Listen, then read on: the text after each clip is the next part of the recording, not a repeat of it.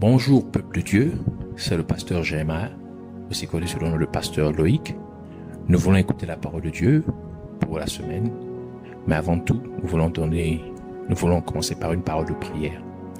Alors en signe de révérence à notre Père Céleste, notre Dieu, baissons nos têtes et prions ensemble.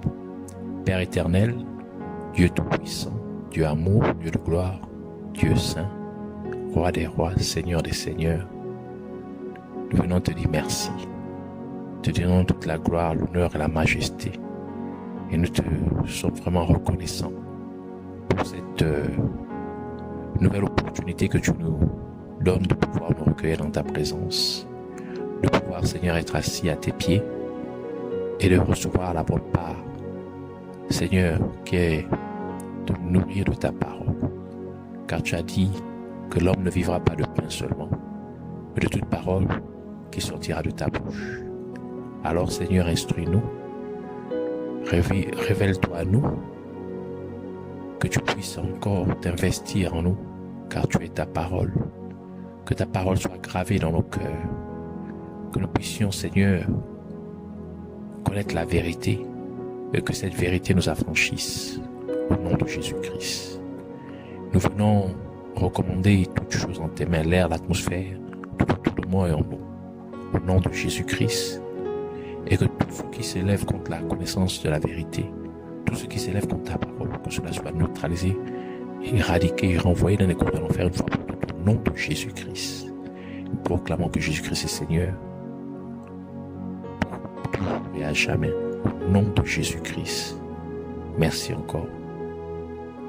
Béni sois-tu, au nom de Jésus-Christ. Nous avons ainsi prié. Amen. Alors, nous allons prendre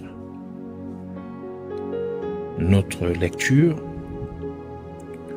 dans le livre de Josué, Josué chapitre 20, versets 1 à 9. Alors, je lis la parole de Dieu dans le livre de Josué, chapitre 20, versets 1 à 9, au nom de Jésus-Christ. Puis l'Éternel parla à Josué en disant: Parle aux enfants d'Israël et dis-leur: Établissez-vous les villes de refuge desquelles je vous ai parlé par le moyen de Moïse, afin que le meurtrier qui aura tué quelqu'un par ignorance, sans y penser, s'y enfuit. Et elles vous seront pour refuge devant celui qui a le droit de venger le sang.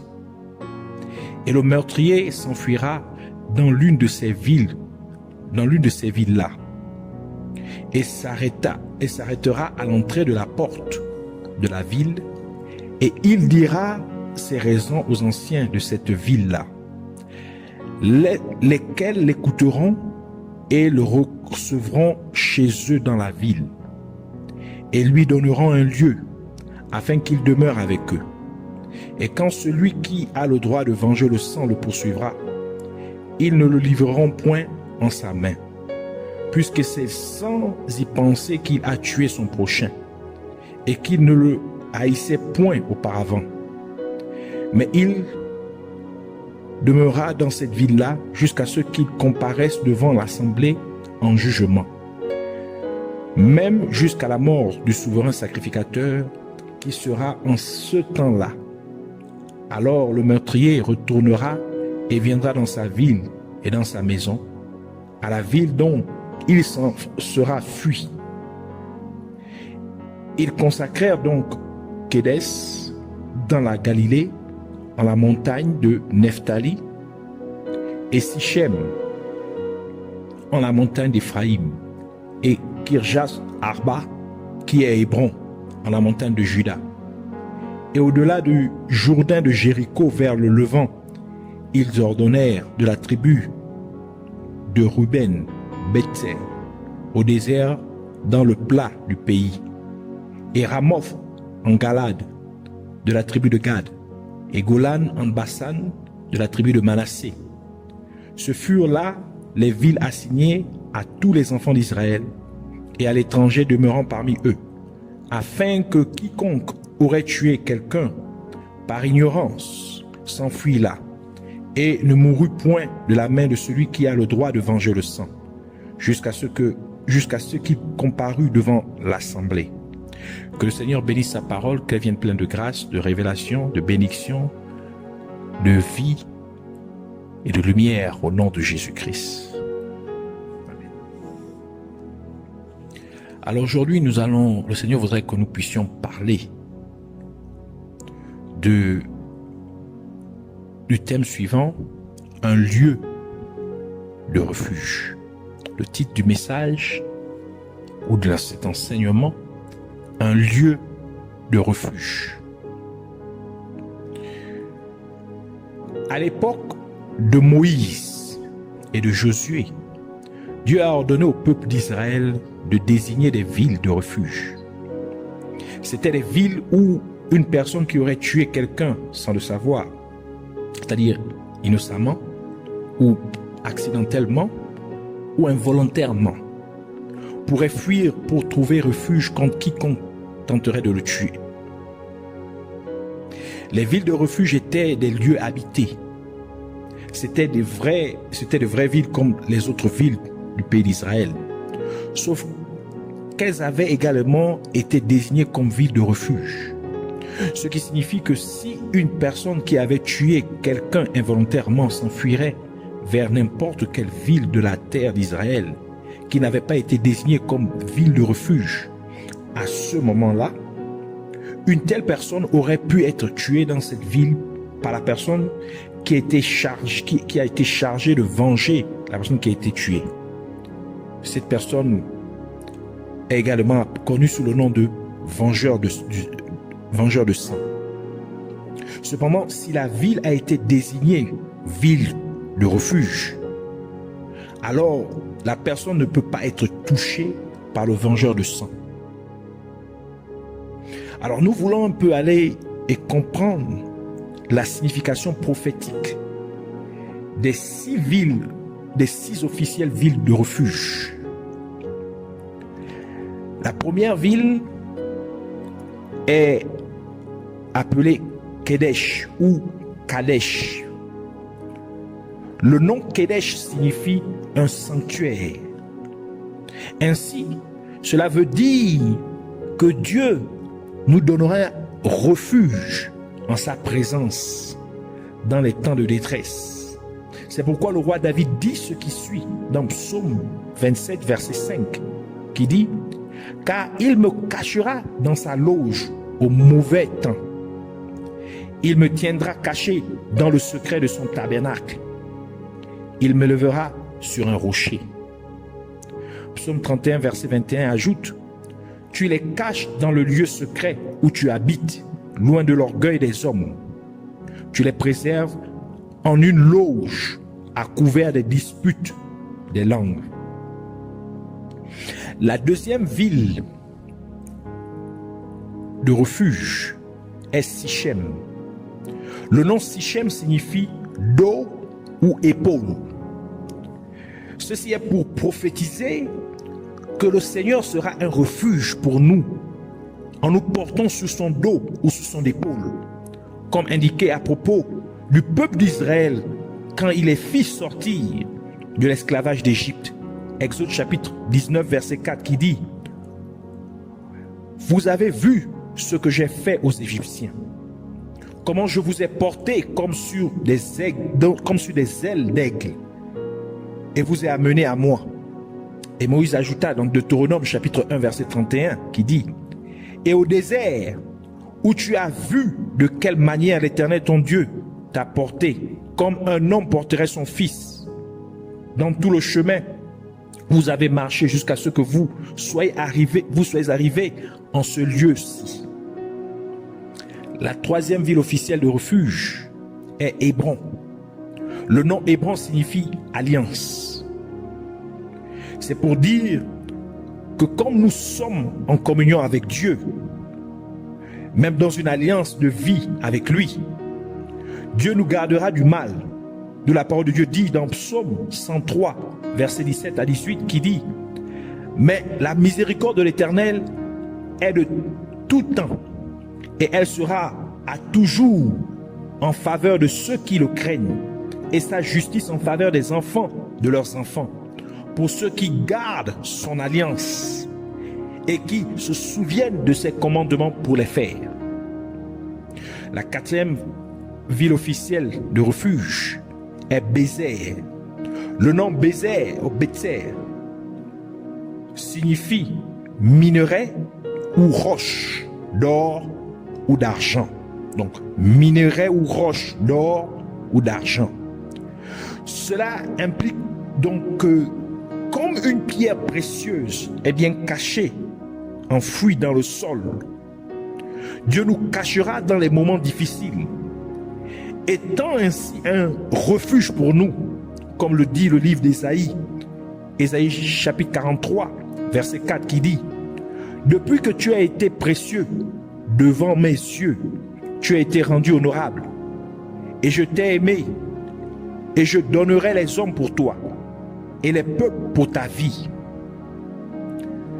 La cinquième ville officielle de refuge est Ramoth. Le nom Ramoth signifie hauteur. C'est pour dire que Dieu nous gardera en hauteur, hors d'atteinte des ennuis, étant ainsi un refuge pour nous. C'est pourquoi il est écrit dans sa parole, dans Psaume 18, verset 3, qui dit: l'Éternel est ma roche et ma forteresse et mon libérateur, mon Dieu fort est mon rocher. Je me confierai en lui. Il est mon bouclier et la corne de mon salut, ma haute retraite. Dernière et sixième et dernière ville officielle de refuge est Golan.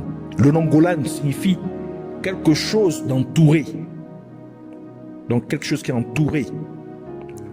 C'est pourquoi il s'agit de prophétiser que Dieu nous donnera refuge en nous entourant de sa protection divine, comme il est écrit dans le livre de Psaume 125, verset 2, qui dit: quant à Jérusalem, il y a des montagnes alentour d'elle, et l'Éternel est alentour de son peuple dès maintenant et à toujours.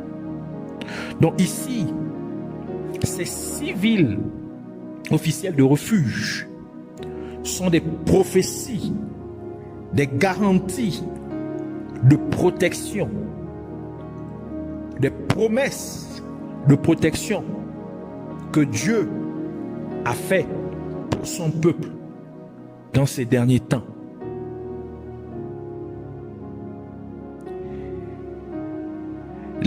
Ces lieux de refuge sont une représentation de Jésus-Christ lui-même. Lorsque nous prenons en considération toutes les significations ci-dessus de ces 6 lieux de refuge officiels, nous pouvons déduire que ces lieux de refuge sont en réalité une représentation de Jésus-Christ.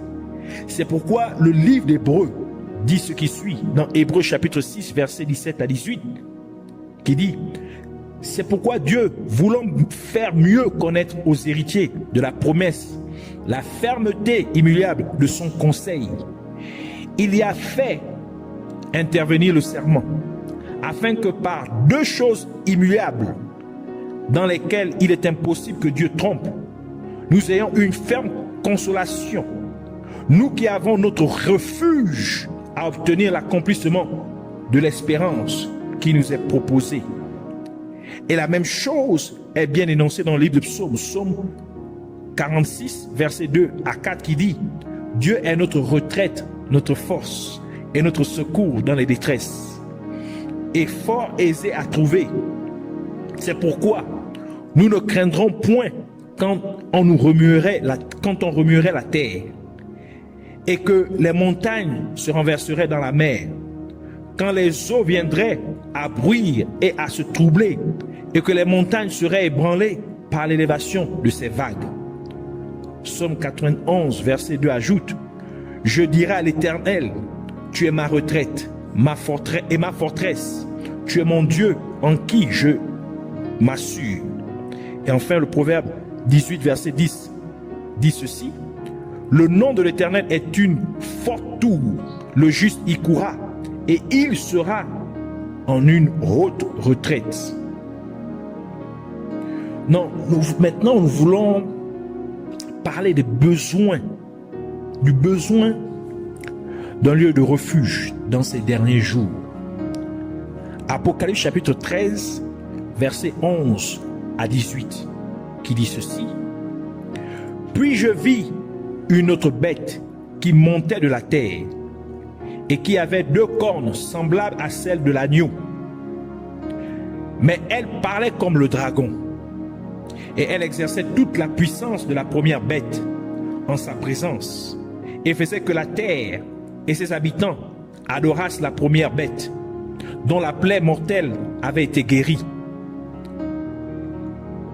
Et elle faisait de grands prodiges, même jusqu'à faire descendre le feu du ciel sur la terre devant les hommes.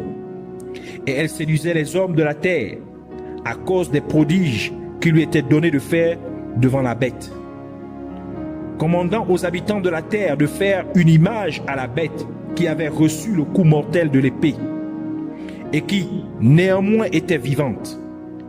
Et il lui fut permis de donner une âme à l'image de la bête, afin que même l'image de la bête parlât, et qu'elle fit que tous ceux qui n'auraient point adoré l'image de la bête fussent mis à mort. Et elle faisait que tous, petits et grands, riches et pauvres, libres et esclaves, prenaient une marque en leur main droite ou en leur front, et qu'aucun ne pouvait acheter ni vendre s'il n'avait la marque ou le nom de la bête ou le nombre de son nom. Ici est la sagesse, que celui qui a de l'intelligence compte le nombre de la bête, car c'est un nombre d'homme, et son nombre est 666. En ces jours où nous sommes, nous vivons réellement l'accomplissement du passage des Écritures ci-dessus que nous venons de lire,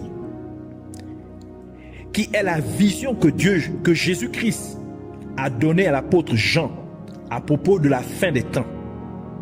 Ces Écritures parlent d'une situation dans laquelle les gens devraient choisir, soit de servir le seul vrai Dieu, Jéhovah, soit de servir Satan, qui est représenté par la bête.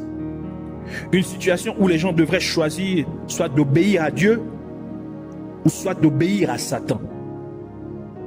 Cette décision serait présentée aux gens en choisissant d'adhérer à un système mondain, c'est-à-dire un gouvernement mondial, ou en refusant de faire partie de ce système mondain.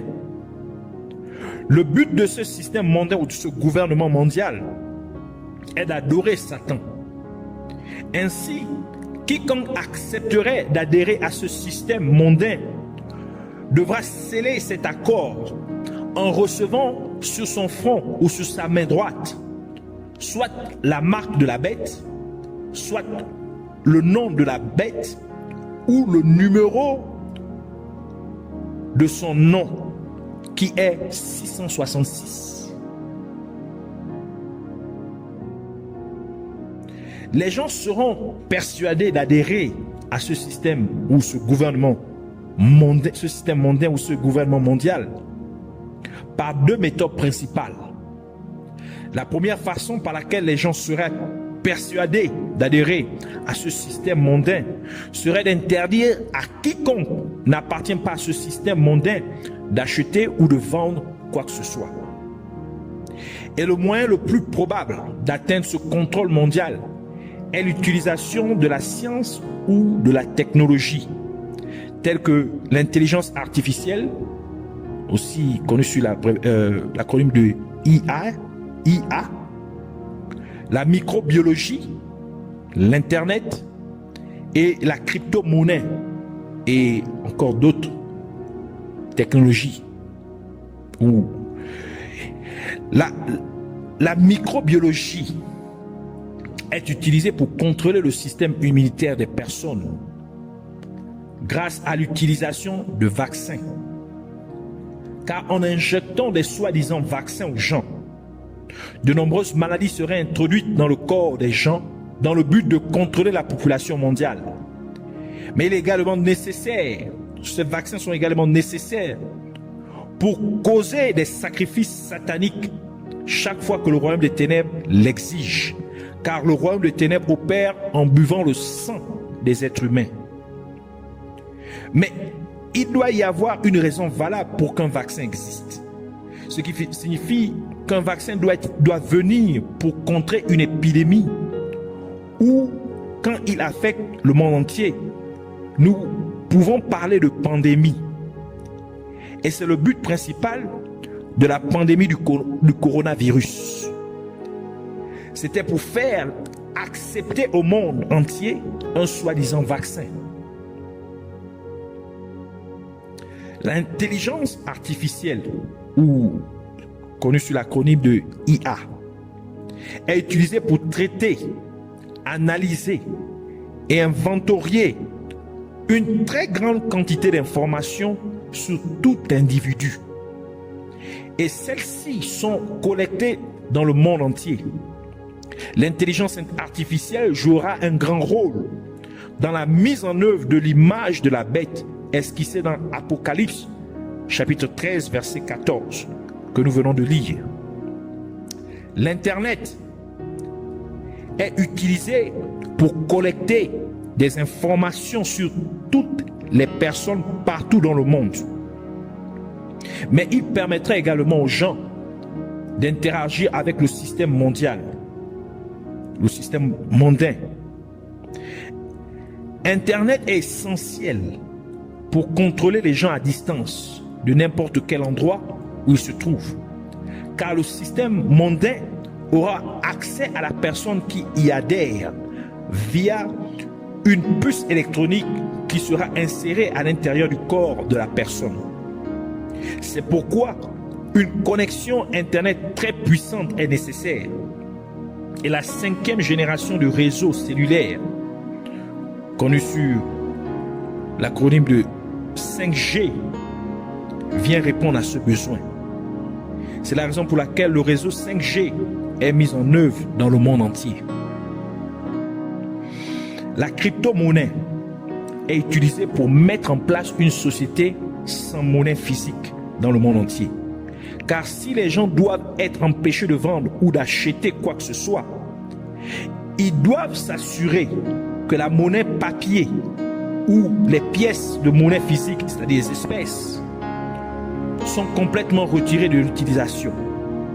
Désormais, l'argent des personnes sera stocké numériquement sur un serveur distant qui sera accessible via une micropuce directement insérée dans le corps des personnes.